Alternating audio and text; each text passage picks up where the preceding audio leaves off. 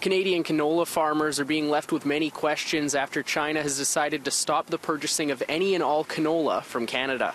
Earlier this month, China revoked the sales license for Richardson International, saying their product contained hazardous organisms like weed seeds. Glenn Van Ditchkin is a United Conservative candidate and a canola farmer. He released a statement this morning saying, "I know this is devastating news for farm families right across Alberta, as China is a major buyer of Canadian canola seed." Canola is the largest Canadian export to China. In 2018, it counted for 17% of all export from our country to theirs. Brian Inez from the Canola Council of Canada says all of this friction between the countries comes from safety disagreements.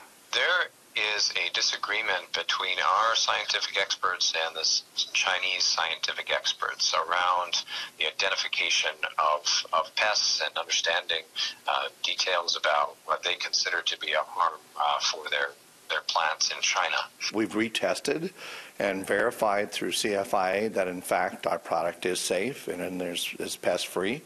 So I'm suggesting that the federal government reach out to China once again, and perhaps even, no, not perhaps, but we'll do a trip to China. Alberta Premier Rachel Notley also called on the federal government to take action in deliberations with China and in the meantime support the canola industry that 250,000 Canadian jobs rely on. Just as they would to SNC-Lavalin, just as they would to GM, just as they would to any other industry in the country. If we cannot fix the diplomatic issues that led to this, then the federal government's going to need to step up and offer support to that industry. We need to work much harder as a province to ensure market access.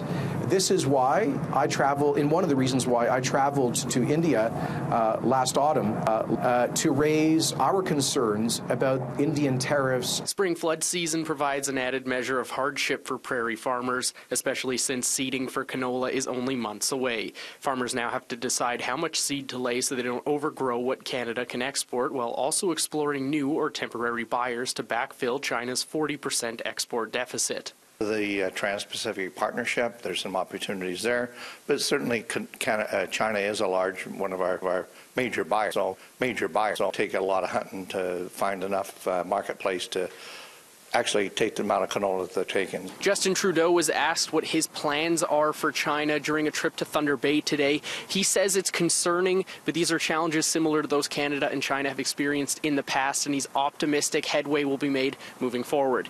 In Winnipeg, Mike Albanese, City News.